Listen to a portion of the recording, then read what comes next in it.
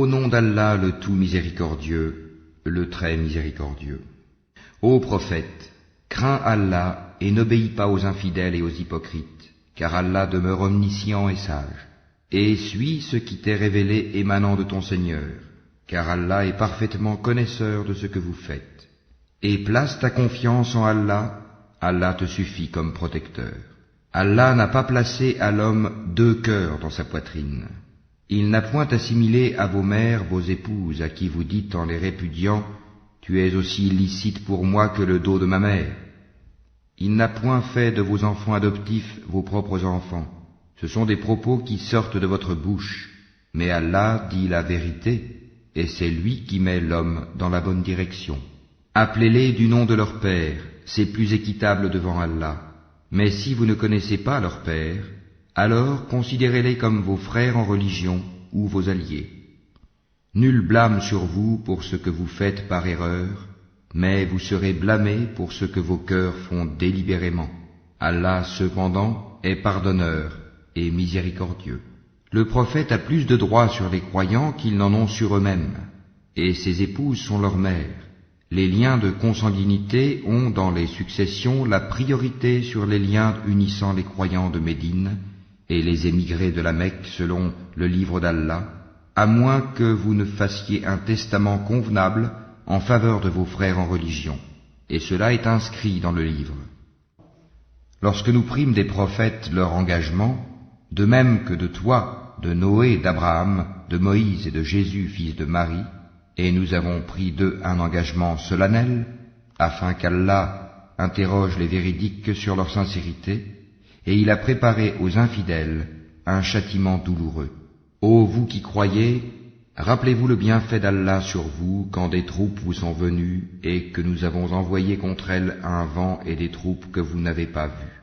Allah demeure clairvoyant sur ce que vous faites. Quand ils vous vinrent d'en haut et d'en bas de toutes parts, et que les regards étaient troublés, et les cœurs remontaient aux gorges, et vous faisiez sur Allah toutes sortes de suppositions, les croyants furent alors éprouvés et secoués d'une dure secousse. Et quand les hypocrites et ceux qui ont la maladie, le doute au cœur, disaient « Allah et son messager ne nous ont promis que tromperie ». De même, un groupe d'entre eux dit « Gens de Yatrib, ne demeurez pas ici, retournez chez vous ». Un groupe d'entre eux demande au prophète la permission de partir en disant « Nos demeures sont sans protection », alors qu'elles ne l'étaient pas, ils ne voulaient que s'enfuir. Et si une percée avait été faite sur eux par les flancs de la ville, et qu'ensuite on leur avait demandé de renier leur foi, ils auraient accepté, certes, et n'auraient guère tardé, tandis qu'auparavant ils avaient pris l'engagement envers Allah qu'ils ne tourneraient pas le dos.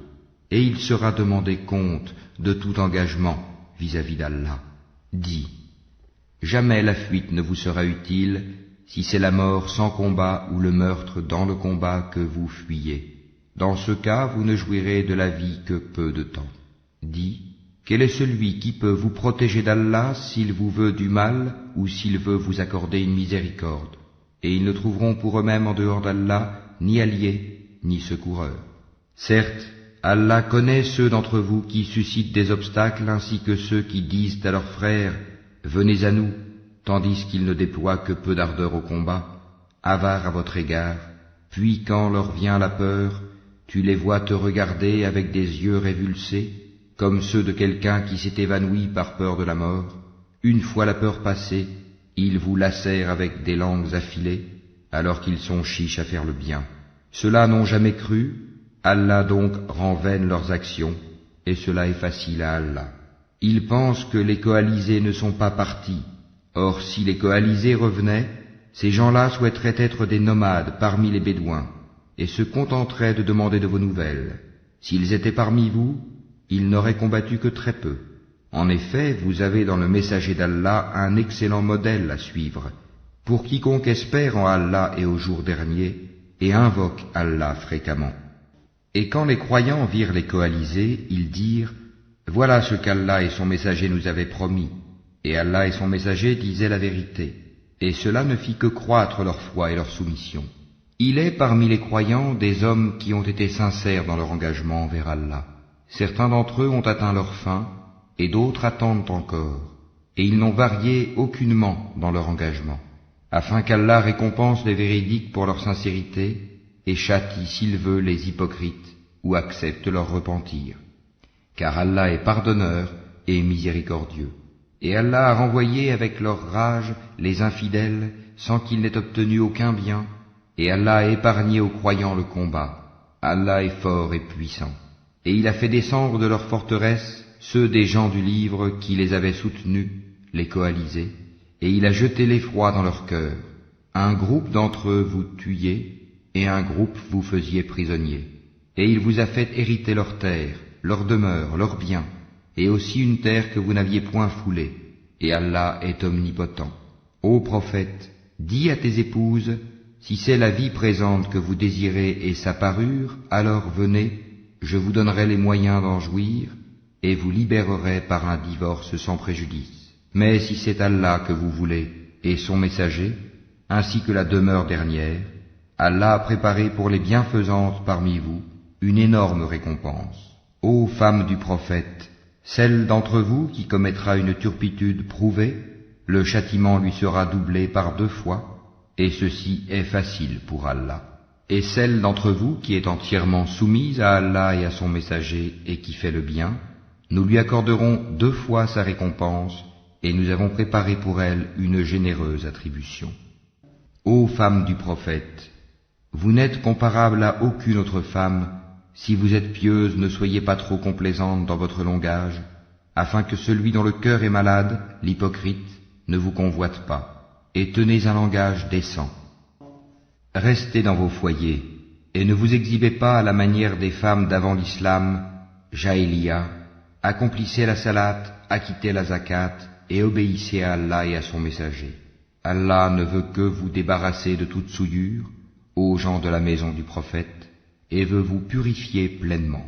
Et gardez dans vos mémoires ce qui, dans vos foyers, est récité des versets d'Allah et de la sagesse. Allah est doux et parfaitement connaisseur.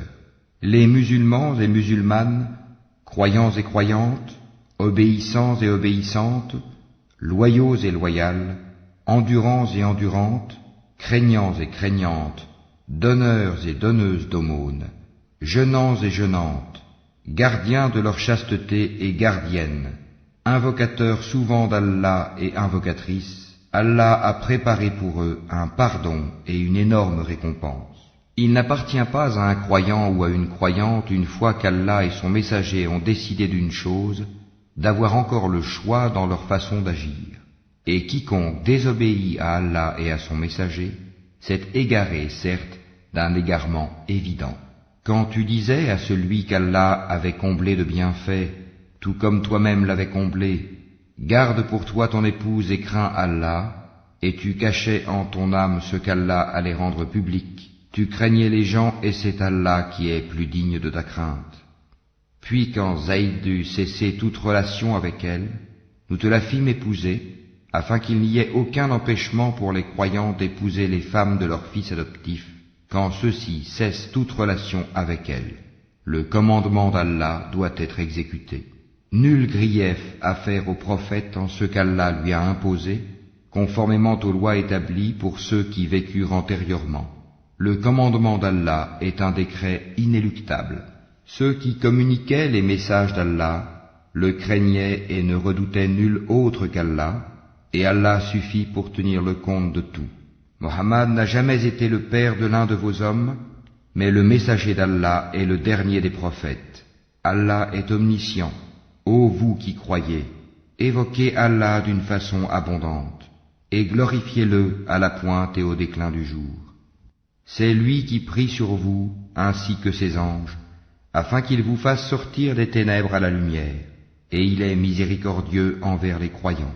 Leur salutation au jour où ils le rencontreront sera « Salam, paix », et il leur a préparé une généreuse récompense. Ô prophète, nous t'avons envoyé pour être témoin, annonciateur, avertisseur, appelant les gens à Allah par sa permission, et comme une lampe éclairante.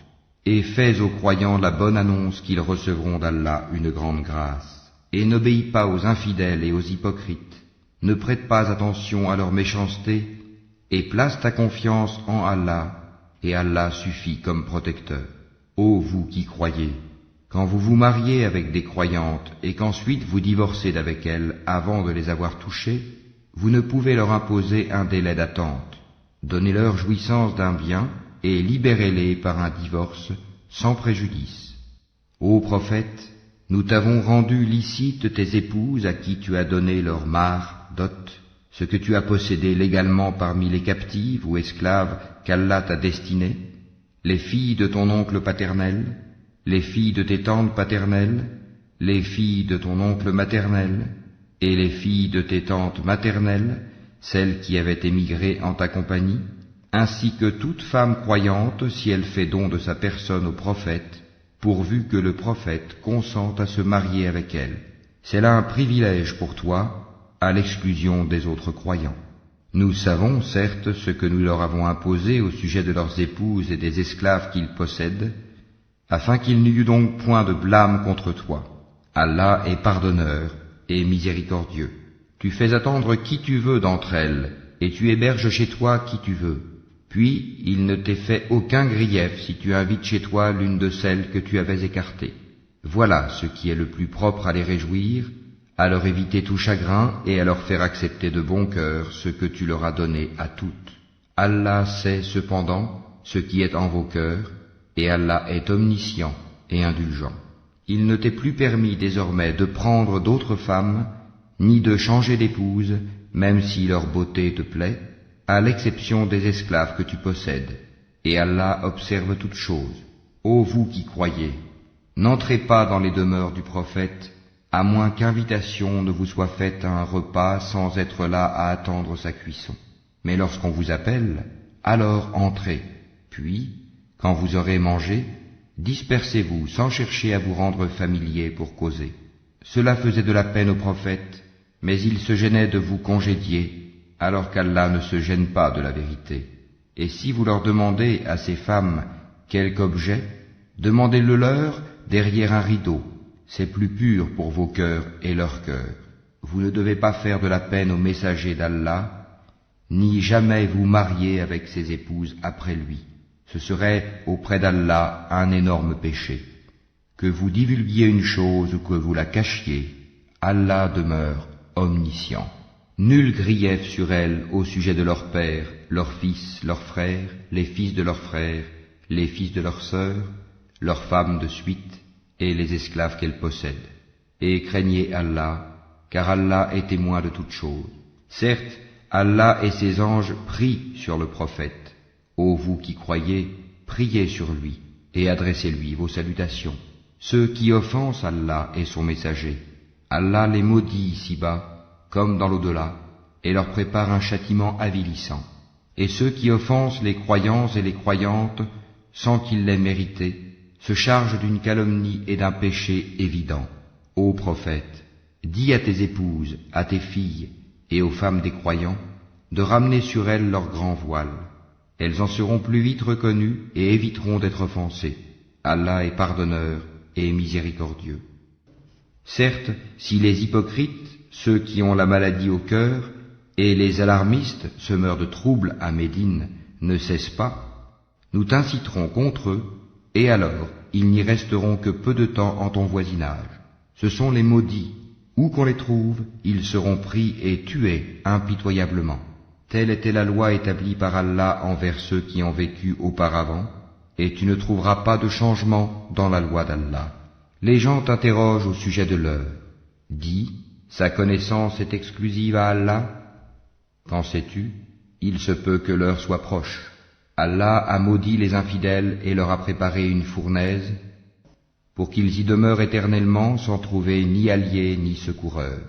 Le jour où leurs visages seront tournés et retournés dans le feu, ils diront, hélas pour nous, si seulement nous avions obéi à Allah et obéi aux messagers. Et ils dirent, Seigneur, nous avons obéi à nos chefs et à nos grands, c'est donc eux qui nous ont égarés du sentier. Ô notre Seigneur, inflige-leur 2 fois le châtiment et maudis-les d'une grande malédiction. Ô vous qui croyez, ne soyez pas comme ceux qui ont offensé Moïse. Allah l'a déclaré innocent de leurs accusations, car il était honorable auprès d'Allah. Ô vous qui croyez, craignez Allah et parlez avec droiture, afin qu'il améliore vos actions et vous pardonne vos péchés. Quiconque obéit à Allah et à son messager obtient certes une grande réussite. Nous avions proposé aux cieux, à la terre et aux montagnes la responsabilité de porter les charges de faire le bien et d'éviter le mal. Ils ont refusé de la porter, et en ont eu peur alors que l'homme s'en est chargé, car il est très injuste envers lui-même et très ignorant. Il en est ainsi, afin qu'Allah châtie les hypocrites, hommes et femmes, et les associateurs et les associatrices, et Allah accueille le repentir des croyants et des croyantes. Allah est pardonneur et miséricordieux.